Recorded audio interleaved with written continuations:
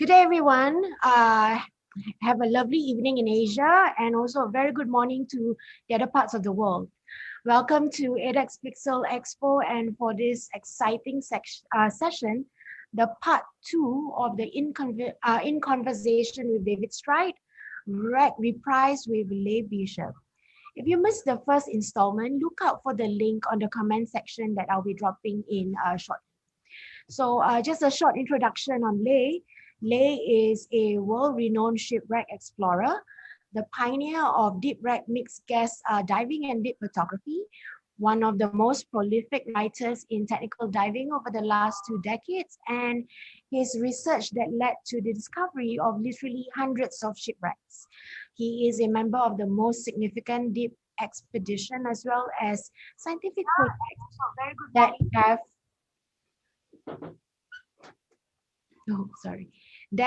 have carried the Explorers Club flag, a deep water cameraman for National Geographic, History Channel, and many other global networks, and the man behind the original concept of Eurotek, the Advanced Diving Conference.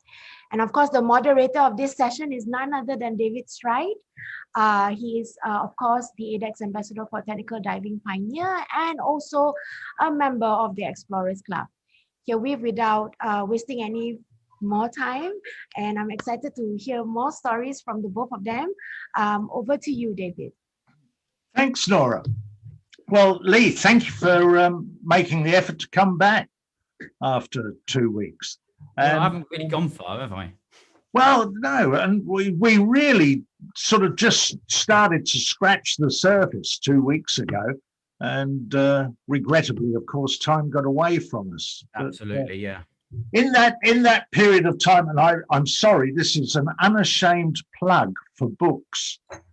About now, I've been catching up on some reading where you appear. The first one in the Dining with Divers, of course, where you mentioned your memorable dive, which you spoke about last time. Yeah, probably the best dive I've ever done in my life. But and you also show your skills as a chef in there as well. So there's that one. And the other book that I've been reading, which Close Calls by Stratus Kaz. Yes. And your story in that was just superb. I read that today. I'm gradually working my way through everyone's story there. So that was really good. But thank you. Leigh, thank you once again for coming back. And let's start by talking about photography. Yeah, that's one thing that How did you actually get into underwater photography?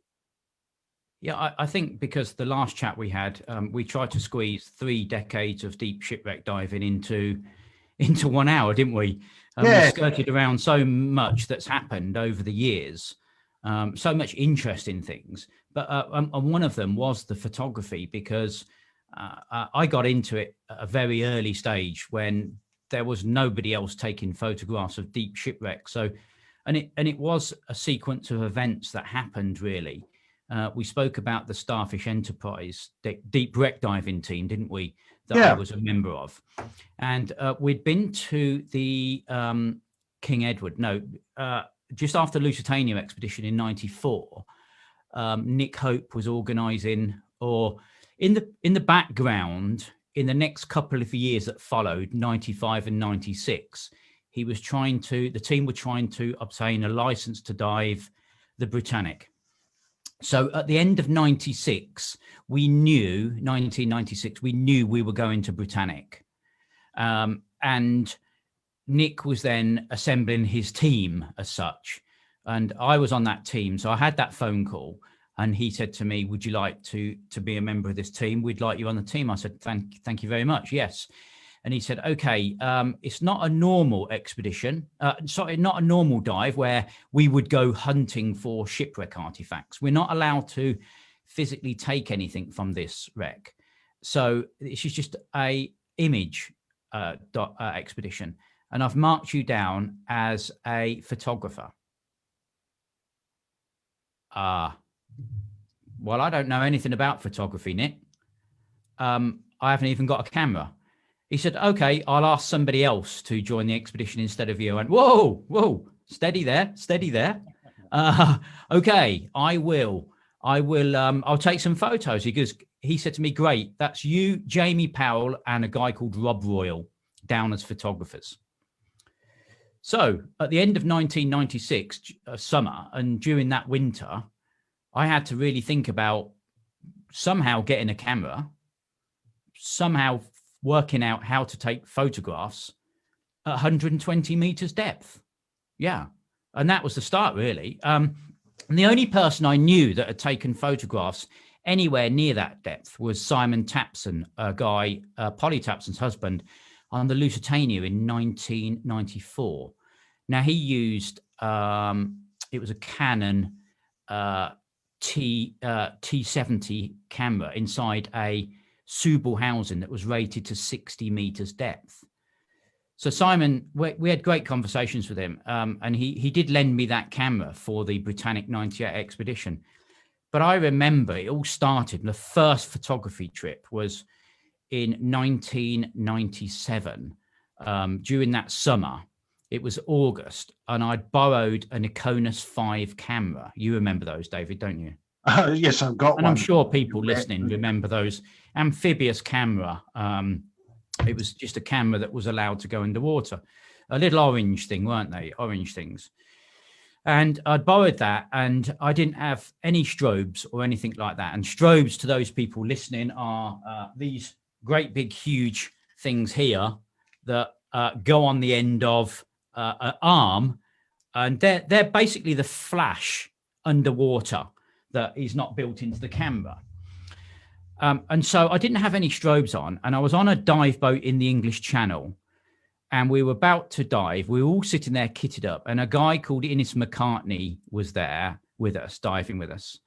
And he just laughed at me. He said, "What?" I said, "What are you laughing at?" He said, "You're not expecting to actually get pictures with that without any strobes, are you?" I went, and of course, at this time, I didn't know what I was doing. I had no idea, David, no idea at all. And he just laughed, and he said, "Well, you're not going to get any photographs at all." And I said, "Well, I'm going to try." You know, I thought he was ridiculing me, but he was right. He always was. I didn't get any photographs. Sorry, I'm going to cut across there for the benefit of those people that are sort of fairly new to cameras. This is in the pre-digital age when you were using film as well. Absolutely, yeah. This is all film. Back in the 90s, and digital hadn't come of age at all, really. I hadn't even thought about it. And so I made that dive that day, took some pictures thinking I was going to get some pictures, and nothing came out. And I remember that day distinctly well. One of the guys found the ship's bell on the dive and named the ship the Glencoe. This was in the English Channel, and we're talking a depth of around about 65, 70 meters depth. And the bottom of the English Channel is just pitch black. So without any light, creating a photograph is all about light, isn't it? Simple as that. It's just simple as that. It's the better light you've got, the better photo you're going to get. So I didn't get any photographs. And I remember that day distinctly well because it was 31st of August, 1997. And as I got home, before we got home, the joy of the day of finding the ship's bell and identifying the ship was overshadowed by the sad news that Princess Diana had died that day. And there was me just starting my photography career. And the news read that apparently photographers were to blame for her death. So I felt really bad at the time, So that's how I remember the day that I started photography. And then I went to Britannic in 98. That's right. And I borrowed. Now, what happened is, don't forget, this is pre-internet days, realistically. Well, it wasn't pre-internet. The internet was there, but there wasn't any shops where you could just a click of a button go and buy the latest camera that is going to do the work for you. Okay. So I had to do a lot of research and find out how to take photographs deeper than 100 meters. And of course, nobody had done it. It was unheard of at the time to dive a wreck deeper than 100 meters. Just nobody had done it. And so whoever I phoned up, I'm sure believed that it was a hoax call and hung up, thinking I was just being stupid. And I couldn't really rent any equipment because no one would rent me any equipment to dive to twice the depth their equipment was rated to. So in the end, I borrowed Simon's camera, but his strobe was broken. So under a false name, I rented another strobe just in case I broke it, And we went to Britannic, and we didn't really know what we were doing. If you listen to myself and Jamie Powell outside the hotel where we were staying, we talked a good f-stop. We sounded like photographers, but we hadn't got a clue what we were doing really. And I remember going to the Britannic, and I swam around the back, and there was these huge propellers, massive, the biggest that you will ever see. And I got it framed up in my viewfinder, and then it was all sharp, beautifully sharp. And I pressed the trigger in of the shutter, and the whole film, and bearing in mind, this is film. So as you said, so 36 exposures, just completely shot off straight away, all in one hit. Like that Girls on Film, Duran Duran, like that. And it just, like an idiot, I didn't know what was happening. The whole film was shooting off on itself. And it was, the pressure was so vast on the shutter, on the lever, that it just kept it down and just kept it firing. And I looked into the dome port. I turned it around and looked into the dome port as if the answer was in there, and it shot off 30. So that was that was my first experience really of proper photography at 120 meters.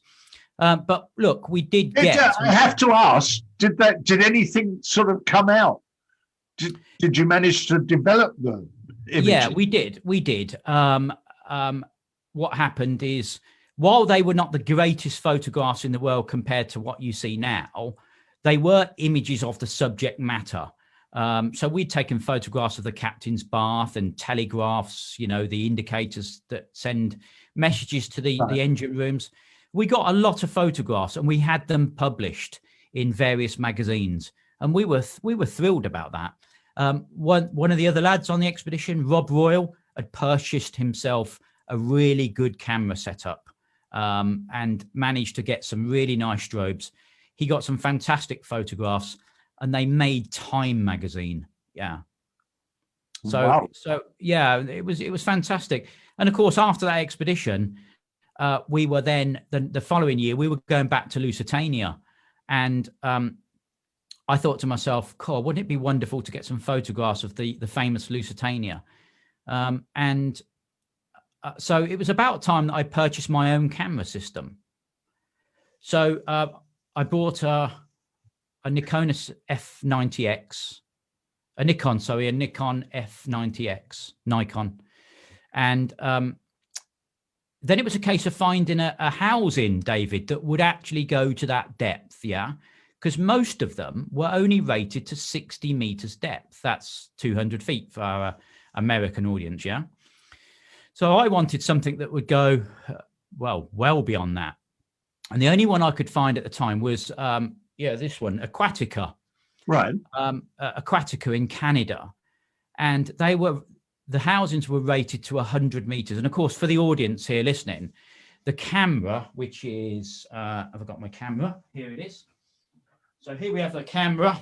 Here we have a camera, just a normal film camera that will go inside one of these type of housings. So it just fits in the back as such. Yeah. It's like a waterproof housing for a big, expensive camera. So Aquatica was able to give me the depth rating, and they uprated it for me to 100 meters. And then I went and take some photographs of the Lusitania, and I got home and I put them together in an article with the photographs. And that was really the start of writing articles for magazines. What were they? Color, black and white, or? No, they were color. They were fantastic. I mean, I remember one beautiful photograph I got of a mooring bollard with the manila rope still wrapped around it, as if, you know, May 1915, when the ship had left New York, when it had left port and, you know, somebody had lashed that line around it. So it brought out the human side of the shipwreck story. Anyway, I had my article published in Diver magazine here in the UK, one of the biggest diver magazines in the world. And that was the start of a relationship with the editor, Steve Wyman. And Steve said to me, well, have you got any more articles with photographs of deep shipwrecks? And I thought to myself, well, no, I don't have, but I can get some. And I thought to myself, within a year or two, there would be lots of youngsters chomping at my heels for that, you know, that the same job as I'd got, writing articles of deep shipwrecks. But no one came along for many years. The only person that I discovered was a guy called Antonello Paoni in Rome. Now, Antonello didn't speak any English and I didn't speak any Italian, but together with hand signals, we talked f-stops and shutter speeds and things like that. And we became great friends. And that led us on to Britannic 2003. But there was a period of time before that where the time exposure photography and the black and white came about. And that's what really got me a name as a photographer in deep wreck diving, because it was the new frontier, really. And do you remember those photographs that I took of the Justicia and the audacious guns? Well, yeah. Well, you remember the audacious guns because I remember coming to the Oztech conference. That's right. We had the big poster in the entranceway. In the entrance, it was huge. Yeah. And as I walked in, I was so proud. And it was massive, these guns. And these famous pictures of these guns appeared everywhere, you know, backdrops of people's exhibitions and things like that. And the biggest I ever saw was yours. But what had happened is we'd gone to Lusitania. I'd taken the photographs. And then it was the turn of the millennium, or just on the turn of the millennium. It was still 1999. And this was a year that I was exploring photography, but it was also a year where we had the monopoly on so many different shipwrecks.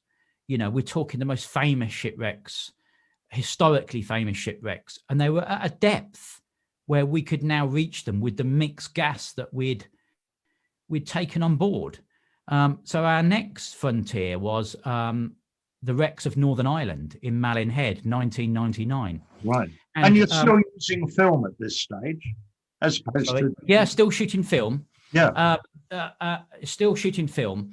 Although digital was on the horizon, I believe. I can't remember what sort of year it was. But I do remember that I was the last person to go to digital. And although I was one of the youngest shooting film, compared to a lot of people in the Underwater Photography Society in London.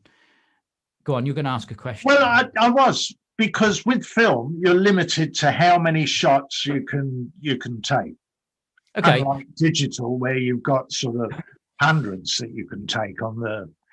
So what did you do? Did you go down first of all and scout out where you were going to photograph, or did you just dive down with the camera and suddenly discover suitable subjects? So I was diving at a time with Richard Stevenson, who was a great diver and a great model, and he was able to understand, and this is, and any photographer, the key thing to their photography is having a great model with them. And a great model is somebody who can, in advance, spot things on a shipwreck that would make a good picture. Right. And by the time you've moved into the shot to frame it up and adjust your settings, your diver is there in the correct position with the lamp properly shining up, illuminating that subject matter. Bang, you take your shots, you move on. So you're working as a team. And Richie really worked well with me with that. So we were 1999, we discovered the Audacious and the Empire Heritage. The Audacious, a 23,000 ton British dreadnought battleship sunk in the Great War, upside down, and these huge guns, massive guns, which Barry McGill spoke highly of when you had a chat with him in the previous Farside chat with him. And these are the shots that inspired Barry to go out there and photograph them even better than I did. And I took these photographs of these guns, but I was using the strobes, David, and the strobes, they were not powerful enough. While these are the biggest strobes that you can buy, or at the time, they were not powerful enough to give that punch of light and light up such a big thing. I mean, these were 13.5-inch guns, off a battleship. And so I took these photographs, and the next shipwreck we dived was the Empire Heritage, which was a cargo ship that had gone down in the Second World War, and it was carrying a cargo of Sherman tanks. And these tanks are scattered all over the seabed like a child's toys. And it's 65, 70 meters depth. I can't remember exactly. I was trying to take photographs and light up a whole tank underwater with strobes. And the next shipwreck was the Justicia at 70 meters, I think. And we swam around the front of that shipwreck, and Richie and I couldn't believe what we were seeing. That ship was, I've got a picture of it here. That ship was the perfect bow that you could wish to see aside from Titanic. It really had that Titanic feeling to it, And the railings were still there, and you could imagine Kate Winslet standing there, just lighting it all up. And then I took, Richie got in position beautifully, and I got this lovely photograph of him, but I used a setting of 5.6 and a 60th of a second with strobes. Now, while it took the photograph, it didn't light up everything. It kind of got that haunting effect of the bow coming out of the darkness, but the very tip of the bow. And when we dropped down to the seabed that day, the visibility was so good. You didn't need a torch at all. It was ambient light. It was absolutely incredible. And this wreck is 32,500 tons. She's almost the same size as the Lusitania, one of the biggest wrecks lost during the Great War. And there was this huge ocean liner going off into the distance. And I just thought to myself, well, that's the image that we want, isn't it? That's what we need to create. And in 1999, I left Malin Head that summer, and I went away, David, and I just thought long and hard about it. And I asked questions to well-known photographers, Peter Scoons, the Blue Planet photographer, was a friend of mine, and he was advising me. And of course, then it just came to me. It was, instead of trying to solve the problem with cans of light, the strobes, why don't I just take them out of the equation and leave Mother Nature to do the work for me? And that's time exposure photography, time lapse. So I could use the ambient light that was down there to create this image, instead of just use the light that's down there. But with everything in photography, there's a trade-off. And to make a time-lapse photograph, you have to hold the camera really, really still. And if you don't, it's a blurred image, as people would know. The only person I knew that was doing this was my friend, Brad Sheard, who wrote this fantastic book here called Beyond Sport Diving. And Brad was wedging his camera into the side of a wreck and trying to hold it still. And I thought to myself, well, normally people with time exposure photography use a tripod, don't they? A wedding photographer uses a tripod just so he can get it nice and still. So I thought to myself, what I need to do is somehow put my Aquatica housing on a tripod. Well, this was just a recipe for me becoming the laughing stock of anyone underwater, wasn't it, really? you know. And so what happened is I returned to the North Atlantic off north coast of Ireland to dive the Justicia in the summer of 2000. So 21 years ago, over 2 decades ago now. And what I'd done is I'd got a friend of mine called Ken Sullivan, who lived around the corner from me, who was a camera engineer. Okay, he won Diver Magazine's Photographer of the Year, I believe, in '98. So he was a great underwater photographer himself, and he was able to machine up this simple little bracket that you see here. Okay, and all that does is on the front of my camera, on the bottom here, you will see I have this here. And basically that hooks into a carabiner, and I'm able to hold that below me when I'm decompressing. So I don't lose 10,000 pounds worth of camera system. Yeah. Okay. Instead of having that on, if I replace that, if we can see here, there, if I replace that little bracket there on the bottom there, that was able then to screw into the top of a tripod. Ah, yes. Like you would screw your camera in. Yeah. Okay. So there was me. I returned down, got onto the Justicia, first in the water, got my tripod set up on the seabed. You know, this is 2000. I've got fast black and white film in there, 36 exposures. It was Agfa Escala, a very fast film that you could pull and push. And I'd pushed it to 1600 speed to get that ambient light in. Big depth of field to get the actual crispness of it. So f22. And it needed a long time exposure. And I got down there and I thought, I'll wait until a diver comes down and then shoot the picture, because what I needed was scale, because you just wouldn't believe how big this ship was unless there was a diver next to it. Okay. Does that make sense? Yeah. Yeah. So I waited and I'm thinking, where are all the other divers? And I looked behind me, and there was 10 divers all lined up behind me. And I'm like, what are you doing, guys? Somebody get in the picture. And of course, they knew that if they swam in front of the camera, they would have that blurred look, blurred effect. So they didn't want to spoil my image. So they dived down behind me and were sitting waiting for me to take my picture, you know. But one of the guys had problem kitting up, a guy called Nick Lagarde, and he came down last. And as he came down the line, I shot the pictures and I captured him. And that picture became very famous. There's a picture of it on the front of a book. Look. Wow. Can you see that? Yeah. Yeah, that looks superb. So of course, you know, now I've got a new concept of photography. And I just thought to myself, well, black and white, what other shipwrecks does that lend itself to? Well, just about everything, you know, other than in the Red Sea, you know. And, you know, you think of all the warships. So we went back to HMS Audacious.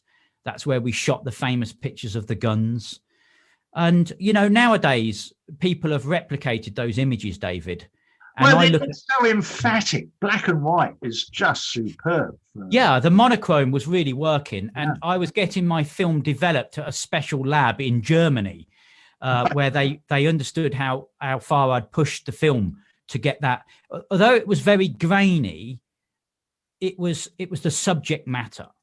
Yeah. You know, now let me tell you something. A lot of people think that, you know, being a photographer, you know, all the ins and outs of the technicalities of it. I always said to myself, the most technical thing about technical diving is setting up the f-stop in relation to the shutter speed. I just, you know, it was voodoo at the time, you know, to try and make it all. How did you learn that? Was it sort of trial and error? Well, it was all trial and error, yes, but it was all through books as well. And, and, you know, talking to the British Society of Underwater Photographers. And I started to get some pictures, some really good pictures, and lots of pictures in magazines, and starting to get, dozens of pictures on the covers of magazines. And the British Society of Underwater Photographers asked me to come and do a presentation to them in London. And I'm like, that was the most scariest thing I've ever done. Forget diving to these deep shipwrecks, David. Talking to 100 photographers about a subject they know 10 times more than you do is the most scariest thing in the world ever, But it was great because they wanted to see. I remember speaking at a photography conference in London as well. Right. And I was one of 6 speakers on, yeah. And the guy that was on before me was Amos Nachikun. Is it Amos Nachikun? Yeah. The great National Geographic photographer. And he is an amazing photographer.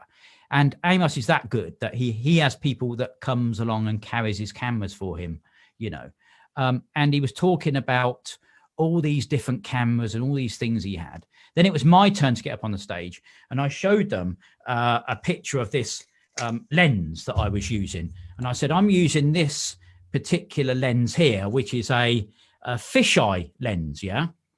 And I'm using this for a very, very, very specific reason. And the whole audience sat there thinking, well, what on earth are you using that lens for? And I said, it's because it's the only one I've got. And Amos looked at me as much as say, are you taking the mickey out of me? And I'm like, well, I don't have the money like you do. I've just got this one lens that I shoot everything with. And of course, this fisheye lens, and let me tell people, you need a fisheye lens because you need to get as close as you can to the shipwreck, okay? Because you need to reduce that column of water between you and the shipwreck because there's so much particles in the water that we don't see with the naked eye. The flash guns will flash on them and the light will reflect straight into the camera. So you get a lot of backscatter.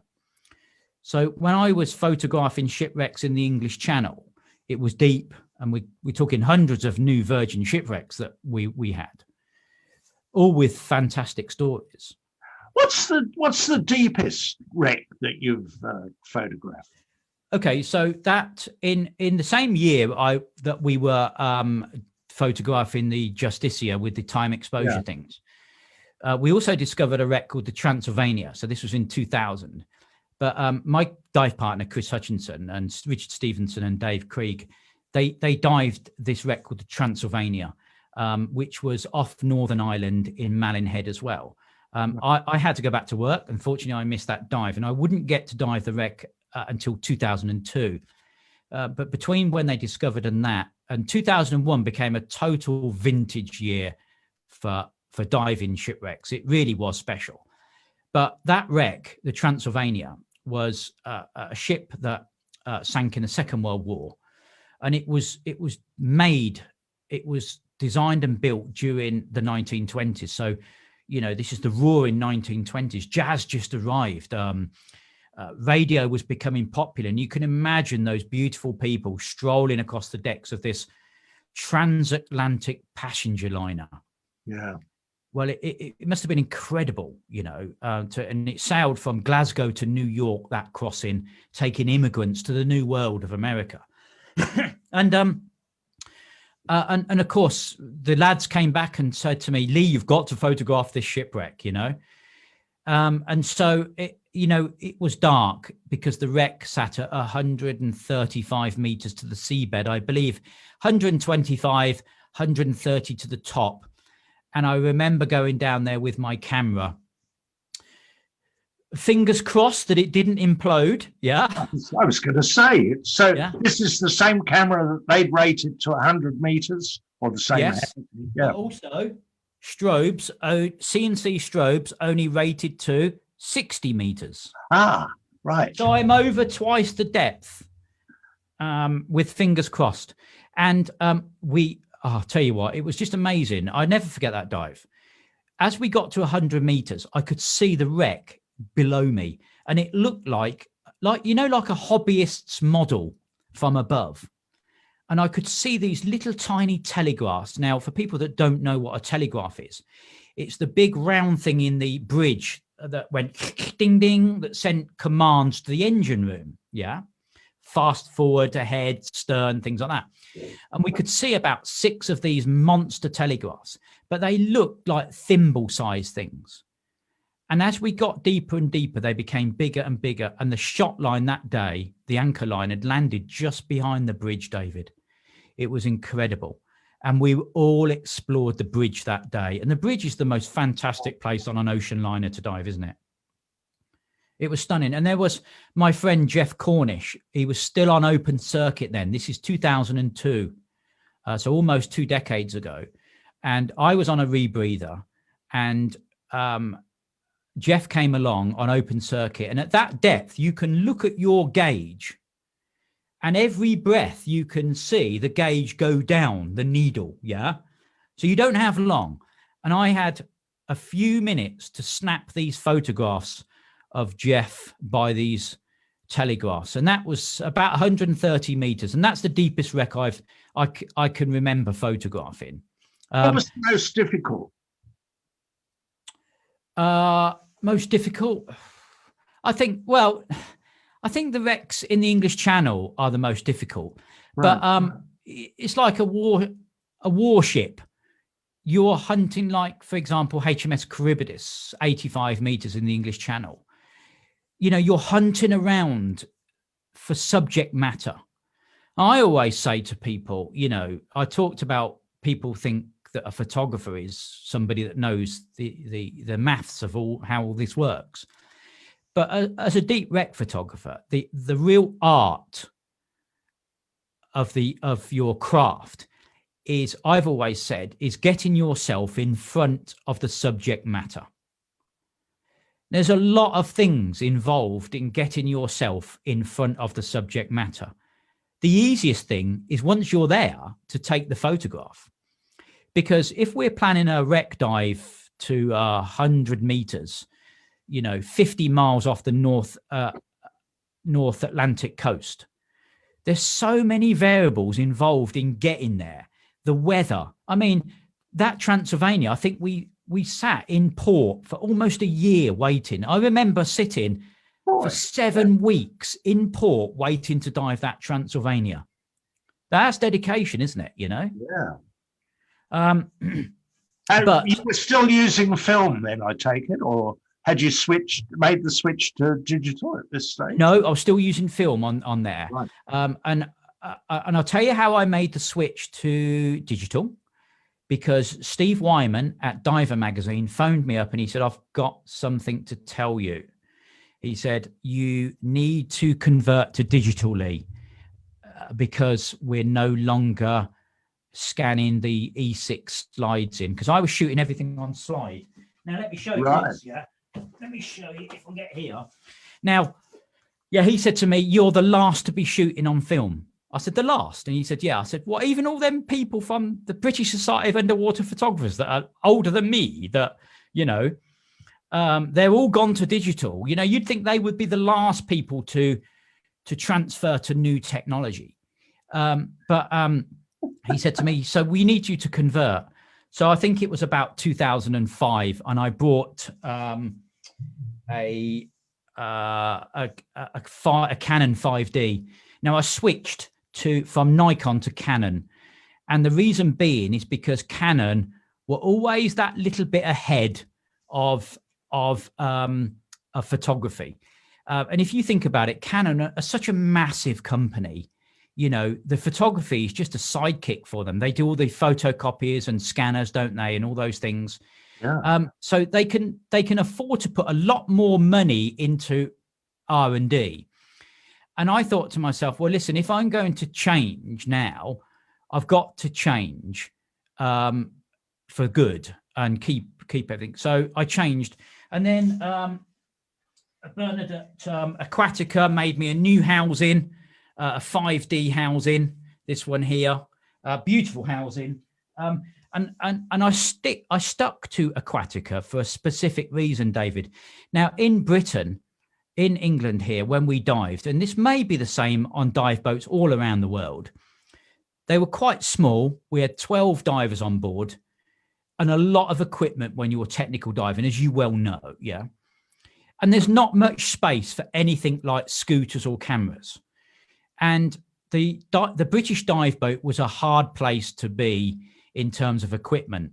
And so many times my camera has been stamped on, sat on, disregarded. Nobody else cares about your camera other than you. Okay. And the amount of times that it's taken a battering, but that Aquatica housing has come through. I'm not plugging Aquatica because I bought it myself, but I just, when you get something and it really works for you. Okay. So that camera is now 17 years old. I still am shooting on the same camera. Can you believe that?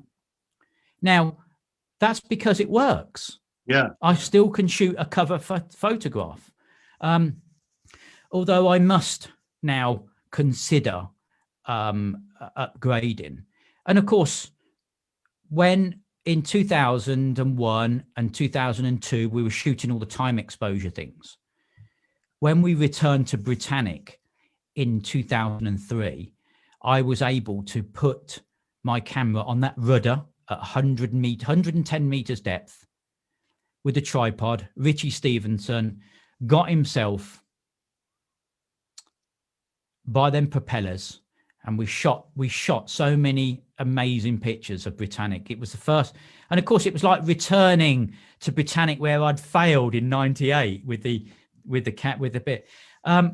Talking of Britannic, and I'm sorry, I'm going to change the subject here slightly, because we spoke about Britannic last time and you were talking about it, but you never told the story of how or what had been discovered by Richard. Yeah, because last time we spoke, we spoke about, we moved on to Carl Spencer's sad death. And at the time, Carl was diving and he died. Richie Stevenson and Richie Kohler were making a breakthrough through to the engine room, the boiler room number 5.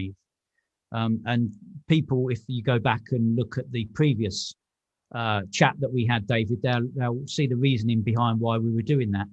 But the guys did actually get into that boiler room and they found that second door open. So we found out why she sank so fast, and we put fact to the engineers' theories of why she sank. Yeah. And that story is told in Richie's own book, The Last Olympian. Yeah. Yes.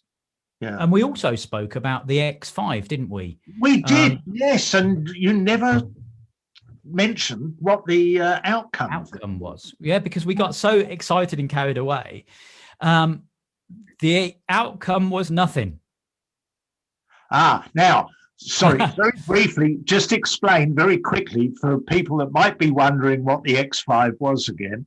That was one of the midget subs. It was a secret submarine that was sent from Scotland to Norway to put a bomb, effectively, a charge, underneath the Tirpitz, the massive German battleship, and blow it up. But it never succeeded in its mission. And 2 of the other submarines, X6 and X7, did, but X5, they never knew whether it or not that it succeeded in its mission. So we went to search for X5 because it went missing during that mission. That one of the biggest secret mission espionage things of all time, in the Second World War. So we went looking for it, and we spent 4 or 5 years looking for that with the British Navy, and we never found it. We never ever found that wreck, and it still remains a mystery. So all these stories that we talk about, these shipwrecks, they don't always end in a fabulous enchanting story. Was there any sort of theories as to what had happened? Well, I was working with a guy called Bill Smith, who was the sonar expert that found, as we spoke about, Donald Campbell's Bluebird, as well as many other wrecks, and discovered the minefield that the Britannic sank in. But he was with us, and we had miles and miles of data and stuff to go through. But one theory is that she was bombed by the people on board the Tirpitz to a point where she's broken up that much that she's probably sunk into the mud below the seabed, and there's probably only fragments left of, and there's so many fragments of the war on those seabeds in those fjords, you know. Yeah, I It's suppose probably one of the stories. But yeah, we went back to Britannic, and by this time, you know, photography had really taken off. And you know, I can't remember many dives where I didn't go in with my camera, and it was hard work, you know, carrying a camera around. It's like having a ball and chain tied to you on a stag night out, you know. So do you feel sort of, I guess, sort of every dive that you do then now, you have the camera with you? Yes. You feel sort of naked without it? I have to say that a few dives that if I know it's going to be dark and black, I won't take it, and I'll do a scouting mission. So I'll scout for good pictures to take, you know. You know, I do take it on every dive. Sometimes I did lose it once. Now here's a story I haven't really told anybody. So, you know, in your book, your Dining with Divers book, I wrote about that fabulous dive we did called the $1 Million Dive. Yeah. Well, during that expedition, I was decompressing, and we had a chamber to decompress in so we could get inside, but we could only get 2 or 3 divers in at any one time. So 1 or 2 of us would be outside, and I was outside. And do you remember I said to you that I keep my camera on a carabiner dangling below me, and I looked below me into the depths below, and bearing in mind we're decompressing with 100 meters of water below us going off into the blue, and I saw like a lanyard waving in the water and below me, and I thought, that looks just like my lanyard that I've got my camera attached to. And I looked at the carabiner on the end of it, and I thought, that's my carabiner. And I pulled my lanyard up, and my camera was simply not on it. It had come undone from the clip, and the camera had dropped below me without me knowing and was lost on the seabed, 120 meters below. And of course, you know, I couldn't afford to buy another camera, you know, and I only had 1 camera, and my life had practically fell apart within the next few minutes, and I was panicking. And I went into the chamber. I think we was at a depth of about 15 meters, and I got onto the surface comms, and I was panicking. I said, I've dropped my camera to the surface team above on the boat, to the Russian crew.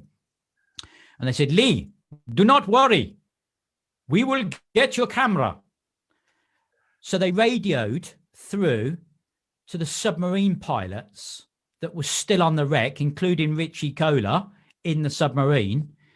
They went and found my camera, got it in the manipulator arm, brought it back up to my decompression stop, and handed it over to me.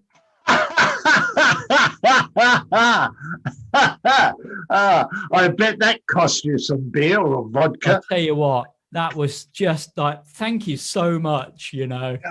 Yeah, amazing little story there. But yeah, lots to go. But I mean, you know, back in the day when we started all this, you know, as I say, there was no internet or anything. But now, you know, cameras are so fantastic, and I definitely need to upgrade. We do have a big project later this year, and it means photographing in complete darkness, and I have done that before. So I need to upgrade. So many expeditions, and indeed some of them I meant to talk or ask you about last time, and we never got around to it. There was one. What was the Vanishing Dutchman expedition? Okay, it was fantastic. That was one of my favorite expeditions of all time.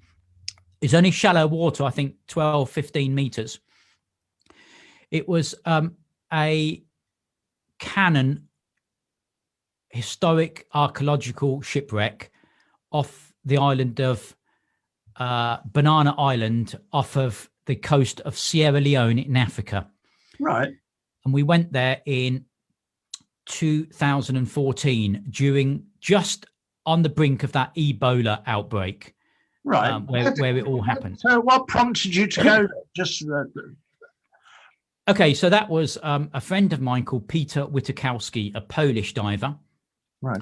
who had discovered this shipwreck off this coastline, but they didn't know what it was. And he asked me if I would like to go with him. And it was a friend of his called Greg that was a Greek guy that was just traveling across the world. And he was a diver, and he was traveling through Sierra Leone. And he discovered by the local people that there was this shipwreck there. So he told Peter about it. We mounted this expedition, and it was a true expedition. Yeah. And I'd like to emphasize on that, because when I say a true expedition, we had to take everything with us. And it was on a jungle island where there was no cell phone coverage. There was no internet. There was no running water. There was no shops. There was nothing to buy. If we wanted to eat, we had to catch it. And we were pitched up on the edge of the jungle. Now, we didn't go into the jungle because there was two tribal villages on the jungle island. Right. And it was like Jurassic Park, this island. So we flew into Freetown, got our supplies that we needed for 2 days, and then went on to the island. It's stooped in slave history like you wouldn't believe. Freetown, and the islands there where they took the slaves, and the big tree there where the slaves waited to be boarded, is a UNESCO site of interest. So what were we dealing with? A slave ship, or what was it? So we went to the island, and we looked at this Cannon shipwreck, and we dived it extensively, photographed it, and we never found any evidence to what the ship was. But we did find porcelain. I do have a little piece here in the cabinet behind me, actually. So we did have a little bit of porcelain, yeah, that we found, a little broken bit there, yeah. Yeah. So this is Kang Shai dynasty. So we were able to have this examined by experts. And when we got home, we started the research. So we researched the archives in Holland, and we had evidence that it was a VOC trading ship from about 1750, something like that. And through an ingenious piece of detective work, we found out the name of the ship, and it was called the Demermere. And what happened is it had been into the Indian Ocean, and it had been to Ceylon, which is now Sri Lanka, isn't it? Yeah. And when it came back round the Cape of Africa and then up the west coast, when it arrived at Sierra Leone, there was only 10 people still aboard. The rest had died. We don't know how they had died. But those 10 people, they found Banana Island, and they pulled up, and 8 of them went into the jungle to find help, and they never came back alive. But what did come back was hundreds of indigenous people, and I'm sure they believed that it to be a slave ship. And they boarded the ship, and they burnt it, set it on fire, and it sank. But before that, there was 2 people on board, 2 young lads, and there was another ship just happened to be passing called the Blessed Sugarcane, and that was a slave trader, and that rescued the 2 lads. And the 2 lads were then on that slave trader for the next 2 years, but only one of them survived. One of them died through, I think it was scurvy or whatever it was. Right. And eventually one lad got back to Holland, and he went in to sign his for his money, because back in those days, if you went on a voyage on a ship, you were never paid in advance, because they wouldn't see you as that when that ship left. You got your food and your lodgings, and then you were paid on your return. Well, he returned 4 years later on this journey, And when he returned, he was 14. When he signed, he was 14. So this young lad had been round the world on this voyage, and what he'd seen through his eyes must have been incredible. But it was one of my most romantic shipwreck stories, and that was a great expedition put together by my friend Peter Witakowski, who now lives in America. What is still on your bucket list? What's the top of your bucket list for wrecks to dive? Well, wouldn't it be nice to get some photographs inside Britannic? Yes. No one's. I've been in there before the days where you were not allowed to, but that would be interesting to do, to film and photograph inside Britannic. Bucket list, Indianapolis. Or am I being a little bit optimistic there? Yeah, the Indianapolis lost in miles of water, probably. Yeah, no one knows where. No. No, I really enjoy photographing the tramp steamers, the small ships that played such a significant part in the war, all the significant ships. And I would like to return back to the Lusitania and take some photographs. I mean, the last photograph I took of Lusitania was 2001. But if I could return now with a digital camera with the ISO settings that you come like 6,000, nowadays, when we were shooting film, you had 36 chances to get a picture. Yeah. And you had to know what you were doing. And those days, I believe photographers were photographers. They really knew what they were doing.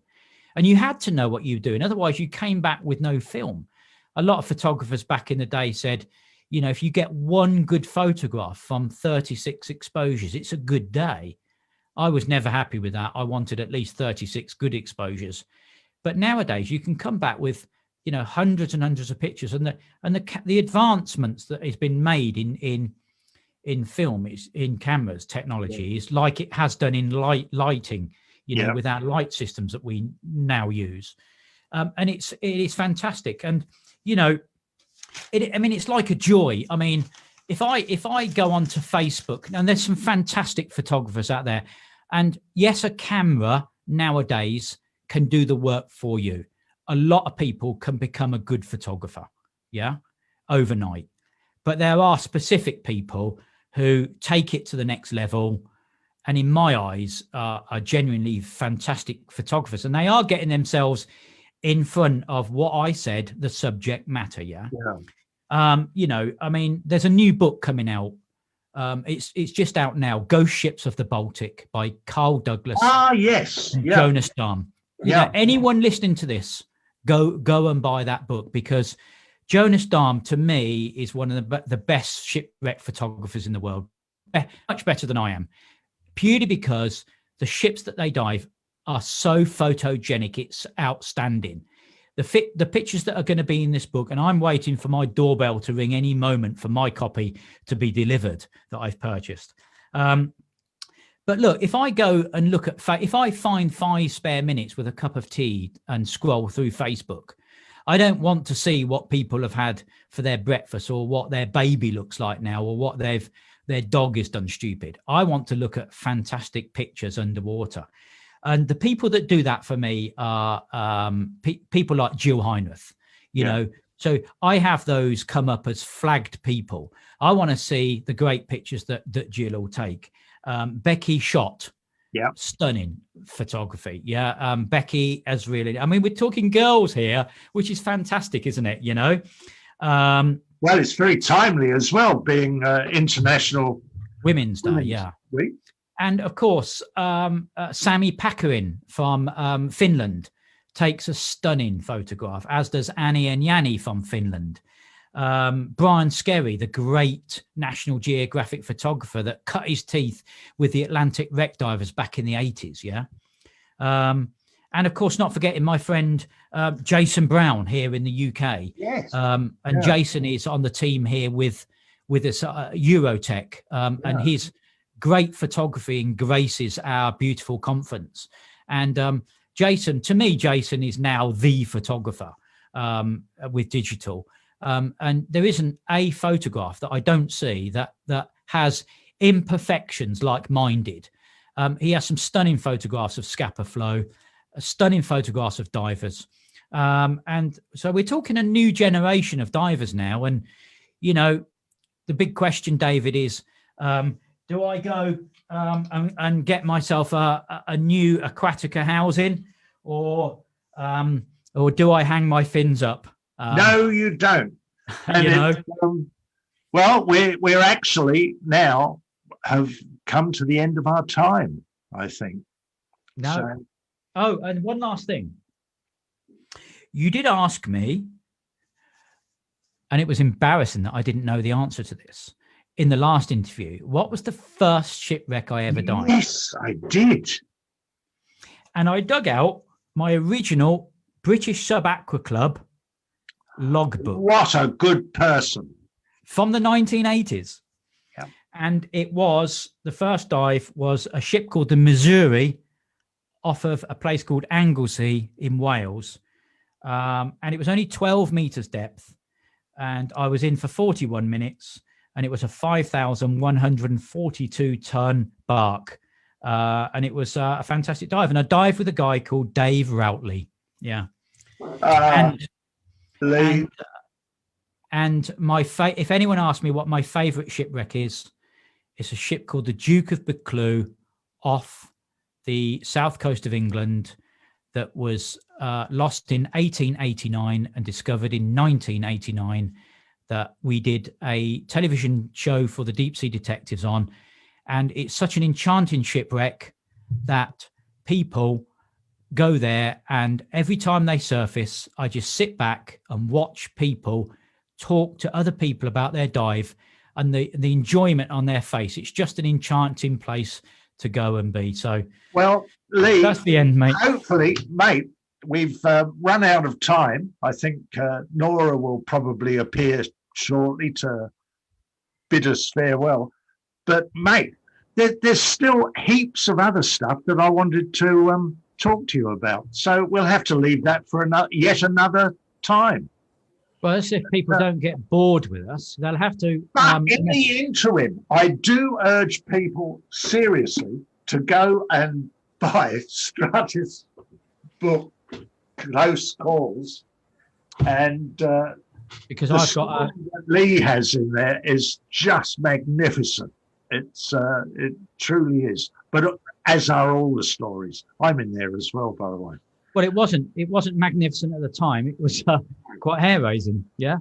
But Leigh, thank you once again, mate. Nora, over to you. Welcome.